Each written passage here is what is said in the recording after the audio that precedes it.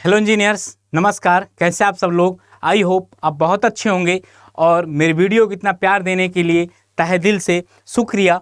क्योंकि मैं आप लोगों के लिए एक छोटे छोटे 10-10 मिनट के कॉन्सेप्ट लेकर आता हूं और यही कॉन्सेप्ट से आपका होता क्या है कि ऐसे कभी ऐसे रैंडम मोबाइल चलाए देख लिए 10 मिनट, क्या एक कॉन्सेप्ट क्लियर हो गया? क्या एक कॉन्सेप्ट क्लियर हो गया? तो मैं आप लोगों के लिए फिर से आज एक नया कॉन्सेप्ट लेकर आया हूं। वो कॉन्सेप्ट का नाम क्या है? वो कॉन्सेप्ट का नाम है वर्कबिलिटी ऑफ कंक्रीट। होता क्या है ना, कभी कभार हमारा बहुत ज़्यादा पढ़ने का मन नहीं है तो चलिए स्क्रॉल करने लगे, देख लिए कि यार 5-6 कॉन्सेप्ट देख लिए, और ऐसे कॉन्सेप्ट जो कि आपके एग्जाम में हर एग्जाम में पूछे जाएं। ऐसे कॉन्सेप्ट जो कि आपके हर एग्जाम में पूछे जाते हैं। जैसे वर्कबिलिटी है, ठीक ना, जैसे डोर और विंडो मैंने आपको पढ़ाया, और स्टेयर पढ़ाया, ये सारा कुछ आपको आर्चेस पढ़ाया, मैसनरी पढ़ाया। ये सारे कॉन्सेप्ट आप अगर एक बार देख लेंगे ना भाई तो आपको मज़ा आ जाएगा। और हाँ, अगर आपको पसंद आ रहा हो तो वीडियो को ज़रूर एक बार लाइक और सब्सक्राइब कर दीजिएगा। अगर आपको नॉलेज में है, आपको पूरा सब कुछ पता है तो प्लीज़ आप स्किप कर दीजिएगा, ठीक ना। चलो स्टार्ट करते हैं। आज का कॉन्सेप्ट क्या है? Workability of concrete. कंक्रीट की वर्कबिलिटी क्या होती है पहले बता दूं, क्योंकि आपके यहाँ पर आपके एग्जाम में हर एग्जाम में यहाँ से क्वेश्चन 1-2 क्वेश्चन आते ही आते हैं। वो चाहे एसएससी जेई हो, चाहे यूपीटीपीएससी जेई हो, या तो आईएएस हो, हर एग्जाम में वर्कबिलिटी से क्वेश्चन आते हैं। और मेंस में भी इससे क्वेश्चन आते हैं। पता है आपको, इससे मेंस में भी क्वेश्चन आते हैं। मेंस में 20-20 नंबर का कन्वेंशनल लिखने के लिए आ जाता है मेरे भाई। तो वर्कबिलिटी बहुत ही आसान है लेकिन बहुत ही कॉन्सेप्चुअल है। अभी यहाँ पर आपको मैं दिखाने जा रहा हूँ। देखिए क्या है वर्कबिलिटी ऑफ द कंक्रीट। क्या है कि workability is an important property of concrete. Workability क्या है? Workability is an important property of concrete in its stage. Workability in simple term में अगर देखा जाए, द इजी विथ, आसान हो जाए, which can be concrete can be mix, transported, place and compacted.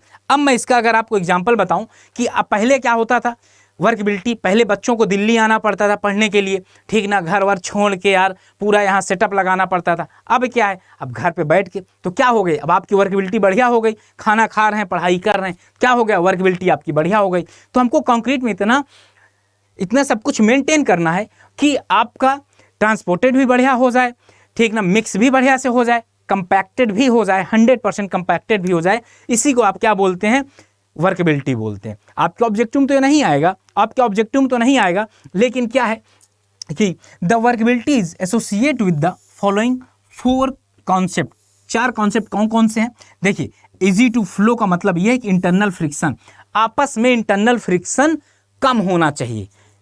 Internal friction कैसे कम होगा? जब आपका जो प्लेन सरफेस जो होगा ना वो प्लेन होगा, अगर रफली होगा तो नहीं होगा। पहला, prevention of the segregation. Segregation क्या होता है? बिछड़ जाना। जैसे 2 कपल का बिछड़ जाना, वैसे सेग्रीगेशन होता है, ठीक ना। आपने यहाँ कंक्रीट डाला तो एक कंक्रीट का पार्टिकल उठ के दूसरे जगह उठ के चले जाना ही सेग्रीगेशन कहलाता है, ठीक ना। इसको रोक, जैसे गाँव में क्या होता है, जब लिंटर वगैरह पड़ता है तो लोग क्या बोलते हैं कि जो मसाला लेकर आया जाता है ना, तो बोलते हैं थोड़ा सा और उठा के थोड़ा सा फेंको। तो भाई इसकी मैक्सिमम हाइट 1 मीटर होना चाहिए।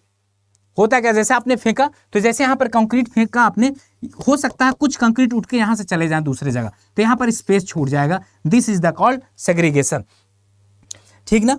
Prevention of the bleeding. Bleeding का मतलब ये होता है कि ब्लीडिंग का मतलब होता है कि ऊपर की ओर ना क्रीम जैसे आ जाना। जैसे आपने सरफेस बनाया तो सरफेस के ऊपर क्या हो जाए, आपका एकदम पानी जैसे ऊपर आ जाए, उसको क्या बोलते हैं? ब्लीडिंग बोलते हैं। जैसे कि दूध से क्रीम आ जाना, या तो जैसे यहाँ आपका हाथ कहीं से कट गया तो ब्लडिंग हो रही है, समझ गया ना, हड्डियाँ नहीं निकल रही हैं। अगर हड्डी निकल गई तो सेग्रीगेशन कहलाएगा, ब्लड निकल रहा तो क्या बोलेंगे आप? उसको ब्लीडिंग बोलेंगे, ठीक मेरे दोस्त। चलो आपको बहुत बढ़िया समझ में आया होगा। वहाँ से तो क्वेश्चन आएगा, लेकिन ये बहुत ज़्यादा इंपॉर्टेंट है। इसकी अगर बात करूँ मैं तो ये बहुत ज़्यादा इंपॉर्टेंट है। और यहाँ पर क्या है कि कंक्रीट वर्कबिलिटी, कौन कौन से ऐसे फैक्टर हैं जो कि वर्कबिलिटी को इफेक्ट डालते हैं। एक एक फैक्टर पे बात करूंगा आपसे मैं, और उसको समझाने का प्रयास भी करूंगा। देखो यहाँ पर क्या, पहले water content in concrete mix, मतलब ये कि वाटर कंटेंट या तो वाटर सीमेंट रेशियो क्या होगा, अगर ज़्यादा होगा तो आप खुद सोचिएगा, अगर वाटर सीमेंट रेशियो ज़्यादा होगा तो जो आपका मिस्त्री होगा उसको काम बहुत आसानी से पड़ जाएगा। प्लस्तर करना था, आसानी से रंदा उंदा मार के तुरंत हो जाएगा। अगर वही जगह वाटर सीमेंट रेशियो कम होगा तो आप उसको मेहनत ज़्यादा लगानी पड़ेगी। वाटर सीमेंट रेशियो जैसे आपने इंक्रीज किया तो क्या हो गया, आपकी स्ट्रेंथ क्या हो गई मेरे भाई, आपकी स्ट्रेंथ क्या हो गई? डिक्रीज हो गई। ठीक ना। अगला क्या है, अमाउंट ऑफ सीमेंट, हाँ ये दोनों एक ही प्रॉपर्टी है, दोनों एक ही प्रॉपर्टी है। एग्रीगेट ग्रेडिंग कैसा होना चाहिए, साइज डिस्ट्रीब्यूशन कैसे होना चाहिए, वेल ग्रेडेड साइज होना चाहिए, ठीक ना। उससे क्या होगा, वेल ग्रेडेड साइज से क्या होगा, आपका सीमेंट पेस्ट कम जरूरत पड़ेगी, क्या सीमेंट पेस्ट कम जरूरत पड़ेगी, ठीक ना। नेचर ऑफ एग्रीगेट पार्टिकल्स का शेप कैसा होना चाहिए, शेप कैसा होना चाहिए, राउंडेड होना चाहिए, कैसे होना चाहिए, राउंडेड शेप होना चाहिए। और राउंडेड शेप में चूंकि 32% ही वॉइड्स होते हैं, ये मैं किस वॉइड्स की बात कर रहा हूँ, किस वॉइड्स की बात कर रहा हूँ, ये और ये वॉइड्स कम रहेंगे तो मिस्त्री को कम काम करना पड़ेगा, ठीक ना। सरफेस टेक्सचर कैसे होना चाहिए, स्मूथ होना चाहिए, सरफेस टेक्सचर कैसे होना चाहिए, स्मूथ होना चाहिए, सारे ऑब्जेक्टिव आते हैं। पोरोसिटी कैसे होनी चाहिए, हाई पोरोसिटी होनी चाहिए, ठीक ना। टेम्परेचर आपका नॉर्मल टेम्परेचर होना चाहिए। अब ये बताओ, अगर आप जब भी इसको पढ़िएगा ना, मिस्त्री से मेंटेन करके पढ़िएगा। अब आप सोचिए ना कि temperature of the concrete mix, temperature बहुत ज़्यादा गर्मी है, मिस्त्री काम नहीं कर पाएगा। लेकिन अगर कॉन्सेप्चुअल बताऊं तो आपकी सीमेंट नहीं बहुत अच्छी काम कर पाएगी। बहुत कम टेम्परेचर मतलब माइनस में चला गया तो सीमेंट की जो रिएक्शन है इतनी फास्ट नहीं हो पाएंगी, ठीक ना। तो आप ये भी कह सकते हैं यार ज़्यादा टेम्परेचर अगर होगा तो ज़्यादा अच्छा माना जाता है, क्यों, रिएक्शन बहुत फास्ट हो जाती है। ओके, ह्यूमिडिटी आपका नॉर्मल होनी चाहिए। मोड ऑफ कंपैक्शन कैसे आप यूज कर रहे हैं, जो आप अपने कंक्रीट को कंपैक्ट कर रहे हैं ना, कौन सा मोड है यूज कर रहे हैं। मेथड ऑफ प्लेसमेंट, कहाँ प्लेस कर रहे हैं। Method of transmission of concrete. और अगला है एडमिक्सचर, क्या एडमिक्सचर, एक यहाँ पे नोट नहीं है जो कि सबसे बढ़िया है। कौन सा एडमिक्सचर है जो वर्कबिलिटी बढ़ा देता है, तो एयर इंट्रेनमेंट होता है। क्या एडमिक्सचर का नाम है, एयर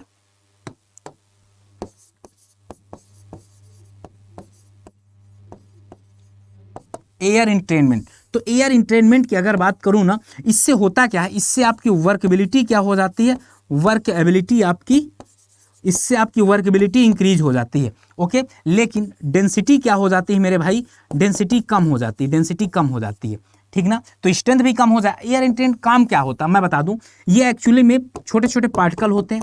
रेजिन समझ रहे हैं ना, रेजिन, पेड़ में जो रेजिन गोंद जिसको आप बोलते हैं, ठीक ना, वो गोंद ले आते हैं, उसको ले आके पीस के डाल देते हैं अपने कंक्रीट में। वो नहीं हुआ तो रेसे हो गए, जूट के रेसे हो गए, छोटे छोटे पार्टिकल में तोड़ तोड़ के डाल देते हैं। इसके अभी फायदे बताऊंगा। और इसके बाद क्या हो गया, आपका ऑयल वगैरह हो गया, घी वगैरह हो गया, एनिमल ऑयल हो गया, जो पशुओं से मतलब उनसे घी निकाला जाता है, घी नहीं बोल सकते उसको, ऑयल ही बोलिए, वो सारा कुछ यहाँ डाला जाता है। तो होता क्या है, आप जैसे कंक्रीट बना रहे हैं, ठीक ना, एक कंक्रीट बना रहे हैं, तो यहाँ पर आपने ऑयल वगैरह ये सारा कुछ मिक्स हो गया आपका, ठीक, ये मिक्स हो गया, तो यहाँ पर वाइड्स रहेंगे। अब अगर टेम्परेचर बहुत माइनस में चला गया तो आपका जो वाटर होगा क्या हो जाएगा, फ्रीज हो जाएगा, जम जाएगा, ठीक ना। वाटर क्या हो जाएगा, जम जाएगा। तो उसको जब जमता तो उसको वॉल्यूम ज़्यादा चाहिए, और जैसे वॉल्यूम ज़्यादा चाहिए तो फैलेगा, और जब फैलेगा तो उसको क्रैक डेवलप कर जाएगा। तो इसका एयर इंट्रेनमेंट होने की वजह से क्रैक डेवलप नहीं होता। और ये आपको कई बार पूछा है, एयर इंट्रेनमेंट से क्या होता है, वर्कबिलिटी इंक्रीज हो जाती है, डेंसिटी कम हो जाती है मेरे भाई, ठीक ना। तो ये वीडियो कैसे लगी आपको यार ज़रूर बताइएगा। फैक्टर इफेक्टिंग जरूर पढ़ लीजिएगा आप लोग, बहुत ज़्यादा इंपॉर्टेंट है। अगर वीडियो बढ़िया लगी हो तो लाइक और सब्सक्राइब जरूर करिएगा यार। फिर मैं आपसे मिलता हूँ नेक्स्ट वीडियो में। नेक्स्ट वीडियो आपको अगर कोई और पसंद हो या जिस पे आपका डाउट हो तो भी बता दीजिएगा, मैं वो भी कर दूंगा। तो देखिए, अगर आप ऐसे ही कॉन्सेप्ट जानना चाहते हैं तो यूट्यूब पे तो यार बहुत 10-10 मिनट की वीडियो से थोड़ा ना कल्याण होने वाला है यार। आपको तो पूरा का पूरा कोर्स ही परचेज करना पड़ेगा मेरे भाई। आप कोर्स परचेज करेंगे तो वहाँ पर ऐसे ही सारे के सारे कॉन्सेप्ट विद विजुअल आपको दिखाऊंगा, प्रैक्टिकल करके दिखाऊंगा वहाँ पर मैं। तो यहाँ पर देखिए, अगर अभी आप नए स्टूडेंट हैं और अपने आप को इनरोल करना चाहते हैं भाई, तो फाउंडेशन बैच 3 स्टार्ट हो रहा है। 16 जनवरी से जाइए, अपने आप को इनरोल कर दीजिए, ओके।